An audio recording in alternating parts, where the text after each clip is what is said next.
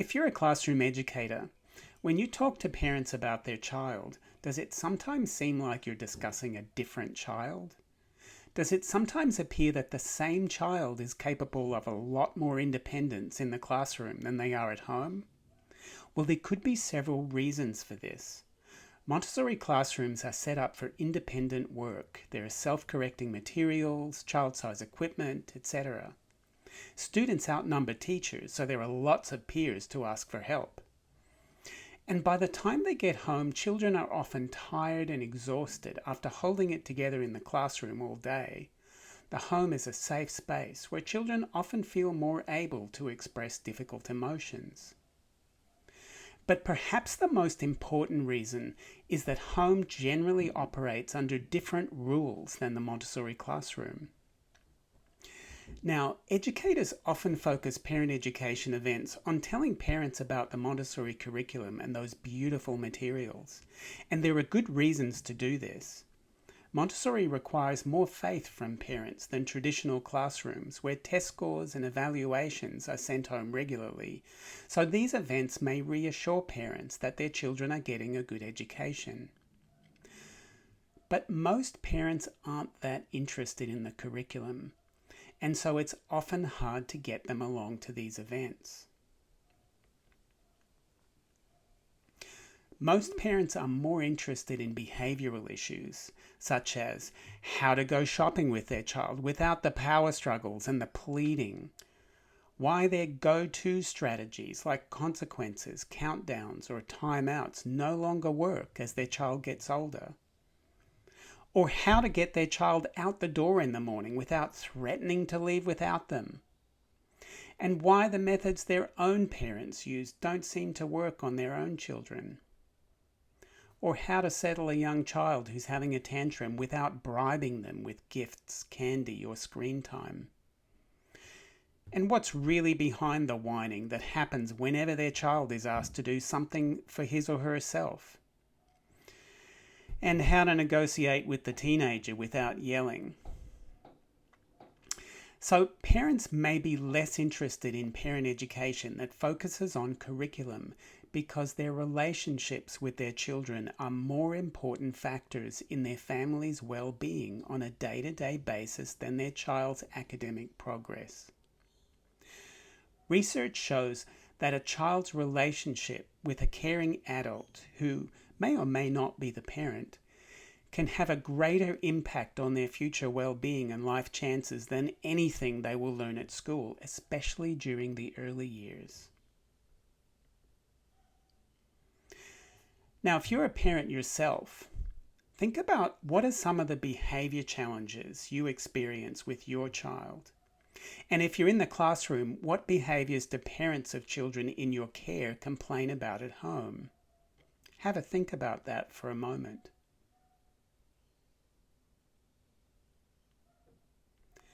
Well, no matter where or when this question is asked, the list generated is always a variation on the same themes. Parents everywhere have the same kinds of challenges with their children. Now, think about what parents want for their children when they're young adults. What qualities, characteristics, and life skills will children need to be confident, capable, contributing members of society? Have a think about that one for a few minutes. Maybe pause the video if you'd like to. Once again, this list is always a variation on the same themes. All parents the world over want basically the same characteristics and life skills for their children. Do these look familiar? In this workshop, I'm going to introduce an effective research-backed program that can help parents see those challenges in the list on the left as clues for how to help children develop the characteristics and life skills in the list on the right that will help them become confident, capable, contributing members of society. It shows them how to decode those challenges on the left and see them as opportunities to help their children develop these characteristics and life skills on the right. Now, there are lots of parenting programs out there, But there are really just two types. There are those that depend on an external locus of control, usually punishments and rewards, and they do seem to work temporarily. And then there are those parenting programs, like the one I'm going to tell you about, that teach an internal locus of control. That means they teach children to do the right thing when no one's looking.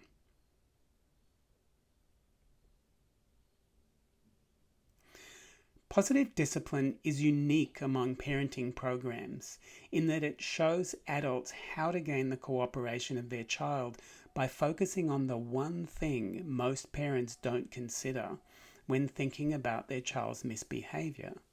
Can you guess what that might be? Well, let me show you with an activity called Do As I Say. Now, take the pointer finger of your dominant hand and connect it with the thumb of that hand. Now take the circle that you've made and place it on your chin like this. Now, notice if you placed it on your cheek like I did or on your chin like I said. So the point here is that it's important to model the behavior we want our children to have, because we have more power than we often realize to affect our children's behavior with our own attitudes and behaviors. Positive discipline takes a look at our own modeling as adults. In Montessori terms, we want to create the prepared adult, because we adults are part of the child's prepared environment.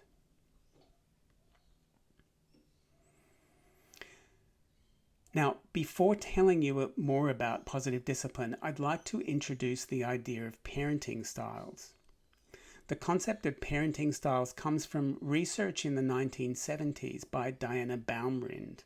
So on this chart, I've got 4 quadrants based on 2 scales of low to high firmness down the left side and low to high kindness along the top. So in the top left quadrant, we've got high firmness and low kindness, the authoritarian parenting style. This is the do it because I said so approach. Parents like this are strict, demanding, and inflexible. There are minimal displays of affection. It relies on punishment rather than discipline, which are not really the same thing, although we tend to confuse them. The phrase tiger parent is sometimes used to describe parents like this. What do you think the effect on children of this parenting style might be? Remember that authoritarian parenting invites children to think that might makes right, to believe that they have to give in to be loved or to rebel, and it invites them to avoid contribution unless there are external rewards. Now, in her research, Diana Baumrind found that although children raised in the authoritarian style may develop a sense of significance, that means responsibility and capability, they tend to lack a strong sense of belonging. So they can be obedient, but they lack independence. They tend to be either aggressive or withdrawn, and they also tend to have lower emotional self-regulation and self-esteem. And they may also have difficulty academically. Now, in the bottom right quadrant, we've got low firmness but high kindness. This is the permissive parenting style. In this style, the child sets the agenda and the parent takes the role of friend. So there's a minimal adherence to structural limits. There are few or pretty inconsistent boundaries, but there's lots of affection and warm, loving feelings. So what do you think the effect on children of this parenting style might be? Permissive parenting invites children to expect undue service from others, and it invites them to equate love with getting others to take care of them. It also invites them to care more about things than about people. In her research, Diana Baumrind found that children raised in this style tend to have low self-regulation and low self-discipline. They tend to perform poorly in school. They tend to have difficulty with social boundaries. They also tend to have increased levels of aggression and anxiety, and they tend to be pretty self-involved and demanding, which kind of makes sense, right? They also show higher rates of drug and alcohol abuse and even delinquency in adolescence. So, although these children may feel a sense of unconditional love, they tend to not develop a strong sense of significance. That means they don't feel like they matter. Now, take a look at the bottom left quadrant. This is low firmness and low kindness. This is the uninvolved parenting style. In this style, parents rarely give much attention to their children. There's no structure, there are minimal signs of affection. Parents tend to be emotionally detached, pretty self-absorbed, rather inconsistent with boundaries, and there's little interaction with children. This situation sometimes happens in families that are overwhelmed, so they may be experiencing divorce, illness, homelessness, unemployment, or even war. And it can also happen in families that are overly busy, so that the only time they connect is in the car on the way to something. What do you think the effect on children of this parenting style might be? Uninvolved parenting invites children to believe that they're not important or not lovable. So it also invites them to give up being a child because, well, someone has to be the parent, right? It also invites them to assume that it's their fault that their parent doesn't pay attention to them. Now, in her research, Dinah Baumrind found that children of even moderately uninvolved parents show low self-esteem, low self-regulation. They perform poorly in school, and they show antisocial and risky behaviors like substance abuse or violence. And then in extreme cases, it can lead to anxiety, depression, and trauma disorders. So these children don't develop either a sense of belonging or a sense of significance. Now in the top right quadrant, we've got high firmness and high kindness. This is the authoritative parenting style. So these parents set and enforce limits while still granting limited freedoms, but with warm affection and nurturing. So they encourage independence through guidance and open communication. In other words, they're kind and firm at the same time. What do you think the effect on children of this parenting style might be?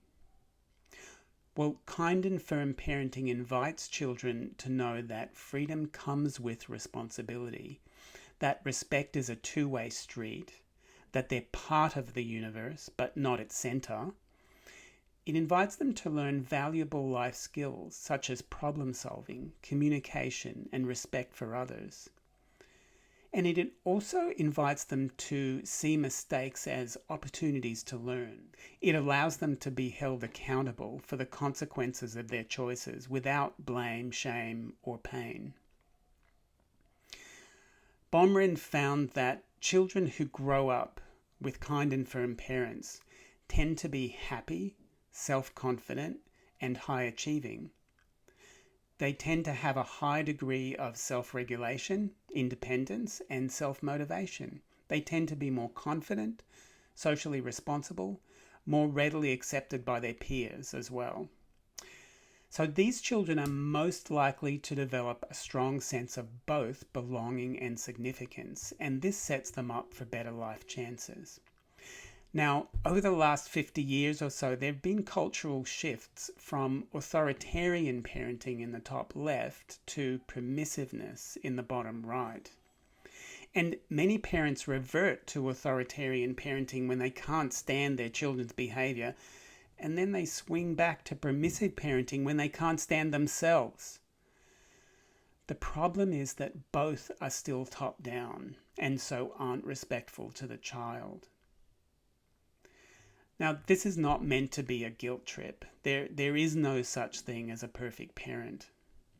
Parenting is extremely challenging at the best of times because parents have to be available even when they're tired and not feeling the best. And children are always changing, so it's really hard to keep up with them sometimes. We're all products of our own upbringings, and we tend to revert to how we were raised when our attention is at its lowest point. Let me illustrate the difference between authoritarian parenting and authoritative parenting from the point of view of the child. I'd like to ask you to put yourself in the place of a child and notice what you're thinking, feeling, and deciding as you listen to some statements that I'm going to say. Are you ready? Go brush your teeth, or you'll have a mouthful of cavities. Don't forget your coat. Go to bed now. Do your homework. Stop fighting with your brother. Put your dishes in the dishwasher. Hurry up and get dressed or you'll miss the bus. Stop whining, you're driving me crazy. Now, notice what you are thinking, feeling, and deciding as you listen to those commands. Now, I'm going to say another set of statements. So once again, take the role of a child. Are you ready? What do you need to do so your teeth will feel squeaky clean? What will you wear so you'll be warm outside? What's next on your bedtime routine chart? What's your plan for doing your homework? How can you and your brother solve this problem? What did we decide at a family meeting to do with our dishes when we finished eating? What's your plan for catching the bus on time? What words can you use so I can hear you? What is your responsibility when you are finished playing with your toys? Now, what were you thinking, feeling, and deciding that time? Everyone I do this activity with reports that they were learning nothing from the future list on the right while they were listening to the telling statements or the commands, the first set, and they were learning lots of things from the challenges list on the left. However, they also say that while they were listening to the asking statements or the questions, the second set, they were learning lots of things from the list on the right and nothing from the challenges list on the left. Was that true for you? Notice too how asking and telling statements felt differently in your body. With commands, the body tends to stiffen and the message to the brain is resist. But when we're respectfully asked a question, the body tends to relax and the message to the brain is search for an answer. When you feel respected and capable, you're more likely to cooperate, right? And the same is true with children. Notice I was giving you the same direction both times, asking you to brush your teeth, do your homework, get your coat, and so on. But by asking instead of telling, we can reinforce desirable characteristics that we want instead of reinforcing the challenging behaviors we don't want.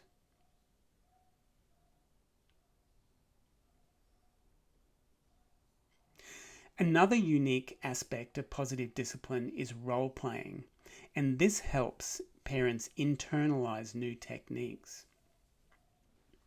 Experiential techniques result in better understanding and retention due to muscle memory. And role playing also helps parents see the situation from the perspective of their child. So as they start to understand their child better and they learn techniques that encourage cooperation, the joy in parenting increases. Now, it's important to see things from the child's perspective because of mirror neurons. These are neurons that fire both when an animal acts and when an animal observes the same action performed by another. So in other words, the neuron mirrors the behavior of the other as though the observer were itself acting. Now, mirroring is what makes you yawn when you see someone else yawn. Ever experienced that? It's also what allows young children to copy their parents' behavior. Have you ever found yourself yelling, "Stop yelling!" at a yelling child? Well, we yell because of mirror neurons. Now, if you act out of emotional responses like anger or frustration, those will be mirrored in your child's behavior. But we're often not aware of our own behavior because we have blinders. So to help children change their behavior, we need to be able to see things from their perspective as they are seeing us. Why is it so hard not to get triggered by our children? Well, it's because we all have emotional buttons, and our loved ones are the ones who know our buttons the best, right? And when our buttons get pushed, we go into our reptilian brain, and this hijacks our thinking. I want to show you how this happens with a model of the brain called the triune brain, developed by Dan Siegel. So hold up your hand in the open position. The back of your wrist represents the brainstem, and this is the part of the brain responsible for autonomic functions like your heartbeat, your breathing, and as well as the freeze, fight, or flight response. Now, fold your thumb over your palm like this. Your thumb represents the midbrain or the amygdala, and this is where feelings and early memories that create fear and insignificance are stored. This is where irrational decisions about how to find belonging and significance come from. It tips off the brainstem, which then reacts in freeze, fight, or flight. Now, fold your fingers over your thumb like this to make a fist. This represents the cortex. Now, the prefrontal cortex is where your fingertips touch the palm of your hand, and this is where rational thinking and emotional regulation takes place. This is where you know right from wrong. Now, what happens when our buttons get pushed and we lose it? We flip our lid. Now the prefrontal cortex is no longer functioning, so we can't behave rationally. And because of mirror neurons, when you flip your lid, the child next to you flips right back. Do you think this is the right time to try problem solving? Probably not, right? Parents often try to solve a problem when they or their children are in a flipped lid state. This is called reactive parenting. Dr. Jane Nelson once famously said, "Where did we ever get the crazy idea that to make our children behave better, we first have to make them feel worse?" What kinds of things help you regather your thinking? Get back into your prefrontal cortex. For most people, slowing their breathing really helps, or taking a walk, getting a drink of water, or just removing themselves from the situation. It's important to remember that the prefrontal cortex doesn't finish developing until about age 25, so children don't really have the neurology to self-regulate like us. That's why it's our job to model it. The goal is not to stop from ever flipping your lid. That's just impossible, and it's not even advisory because it's an evolutionary advantage in times of extreme danger to be able to flip your lid. Our challenge is to become more aware of it sooner, so we can choose self-soothing methods sooner and teach our children to do the same. What do you think children want more than anything else? Toys? Candy? Movies? Screens? No, you're right. Toys and gadgets, they're just distractions. What children want more than anything else, what human beings want more than anything else, is belonging and significance. I love this photo because even though I'm on my laptop a little distracted and Bella's on her Piper computer, it still shows her need to be connected. Positive discipline is the only parenting program to deal with the belief or the motivating force behind behaviours. Most parenting programs deal only with the behaviour, but behaviours are unlikely to change unless it's dealt with in ways that help a child shift their beliefs. Positive discipline is based on the psychology of Alfred Adler and Rudolf Dreikurs. And they believed that children must feel that they're an important part of their community, and they also need to have an opportunity to contribute to their community in a meaningful way. There's a catchphrase in positive discipline: a misbehaving child is a discouraged child. Many of us raised in old school households were conditioned to believe that a misbehaving child is being naughty on purpose, right? They're taken advantage. But positive discipline sees all behavior as serving the purpose of finding belonging and significance. The key is to understand the child's unseen goal or belief. My own favorite tool from positive discipline is the mistaken goal chart that you're seeing here. And we use this to figure out which of the 4 mistaken beliefs are fueling a child's misbehavior.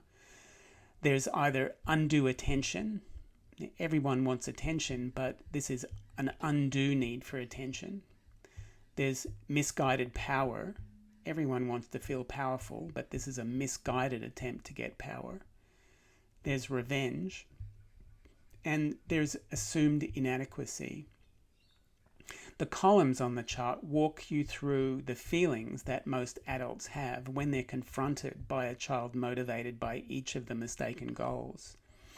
It also tells you how most parents will react in general, then the child's response, the child's mistaken belief, the coded message that they're giving you without necessarily articulating it in words. And finally, some things that you might try to pull them out of that mistaken goal. Now, parents have difficulty giving up punishment or permissiveness if they don't know what else to do. So a hallmark of positive discipline is the 52 parenting tools. And these are all taught experientially, so they're easy to internalize, and they all help children learn self-discipline, responsibility, cooperation, and problem solving. And they all serve children for the rest of their lives in every relationship. Apart from the mistaken goals chart, some of my favorites are the family meetings or the class meetings, because these teach problem solving directly. I also like the triple B, which stands for beat it, bear it, or boot 'em out, because this one shows parents how not to take sides when siblings are fighting. I also really value encouragement versus praise, because this one teaches the difference between encouragement, which is an internal motivator, and praise, which is an external motivator, and we commonly confuse those two. Oh, and I also really like connection before correction, because this one reminds parents that children can't cooperate unless they feel a strong sense of belonging and significance. Positive discipline is commonly used in Montessori schools because these philosophies are closely compatible. Both Montessori and Adler based their practice on a deep respect for the child's dignity and their need for belonging and significance. Both of them were born in 1870. Both were pioneers in their fields. Both were rule breakers and rebels who shunned their respective establishments to forge their own paths for the benefit of children. And both had this real uncanny ability to observe children for who they were. In fact, one of Adler's family friends used to complain that whenever they went over to visit the Adler family, the children would all go off into a corner to play with Dr. Adler because he really enjoyed the company of children and knew how to communicate well with them.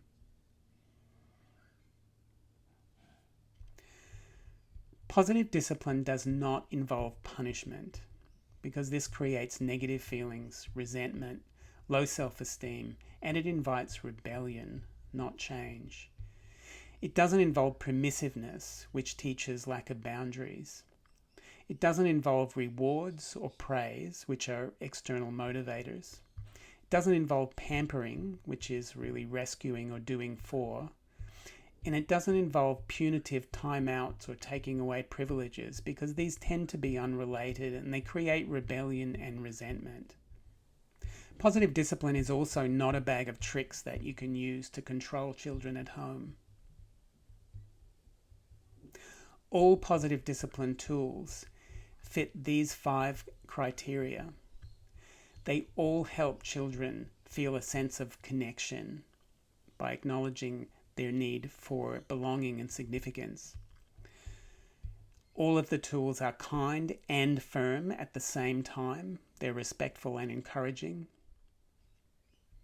All of the tools are effective long term, so they give children skills that serve them for the rest of their lives. And they all teach children valuable social and life skills for good character, such as respect, concern for others, problem solving, and cooperation. And finally, all of the positive discipline tools invite children to find solutions, to discover how capable they are, and to use their power constructively. Dr. Nelson's first book was published in 1981. 40 years later, it sold over 3 million copies. It's available in 17 or 18 languages. And courses are available in over 80 countries around the world. Jane Nelson has also written or co-authored a series of books for different situations and age groups. Now, there are several reasons for the popularity and the staying power of this approach to relationship building. Firstly, the basic principles are universal.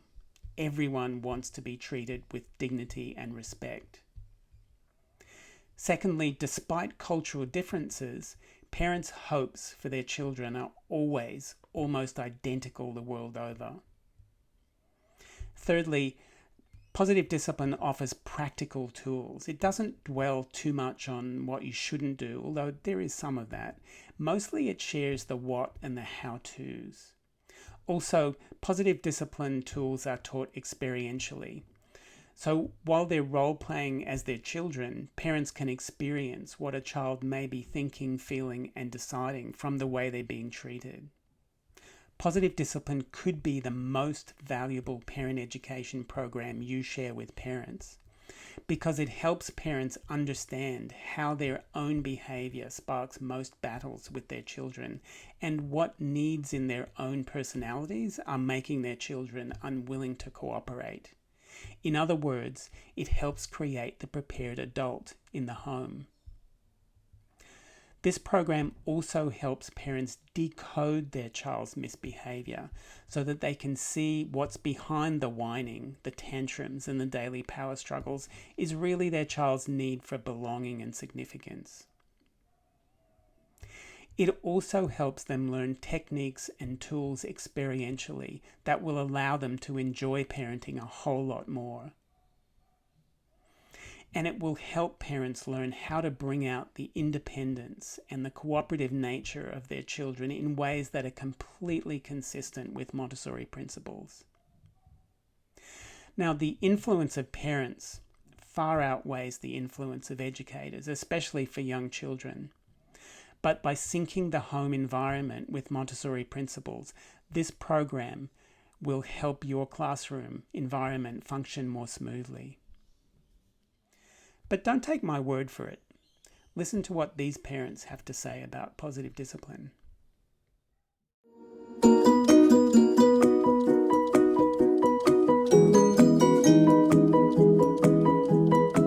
My one word to describe the course would be empowering. Can't get better than this.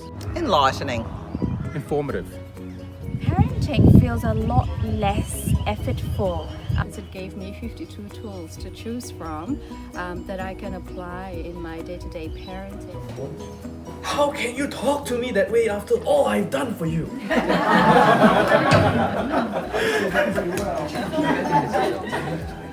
Jim, what are you thinking, feeling and deciding? One of the most useful tools that I got from the Positive Discipline course is the concept of asking a question instead of giving a command. So rather than, that last minute hurtling out the door, grab your bag, grab your hat, grab your water bottle, have you got this, have you got that? It's really moving to a completely different concept around, I notice it's cold outside. What's your plan for staying warm today? Stop copying me. Everything I say, you say the same thing over and over. Stop copying me. You are copying me. You're copying me. Who is the original? Who is the original? Have you got patent rights? Have you got patent rights? Whoa, that just pulled over. And I think it delivers things for parents that you might not expect. There were a few epiphanies for me throughout the course in terms of how my parenting mightn't have been bringing out the best in my child. I know what to do. Okay. What I found really useful was establishing connection before correction. That was a really, really good tip. We did it because we love our kids just like anyone else loves their kids, and we want to set them up for life on a more stable ground. What I liked about this course was the ability to connect with our parents, know that we're hearing their experiences and the stories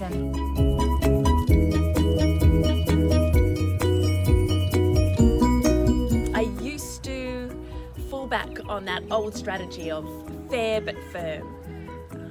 Draw the line and hold in for the consequences. But with this course, it has given me a whole toolbox of strategies. And the strategies actually work. They've given me confidence, and they've also given my kids confidence that we can actually solve any situation together and we don't have to fight.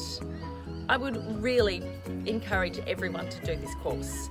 It will give you confidence in the strengths that you already have as a parent and fill in those gaps that we all really do have.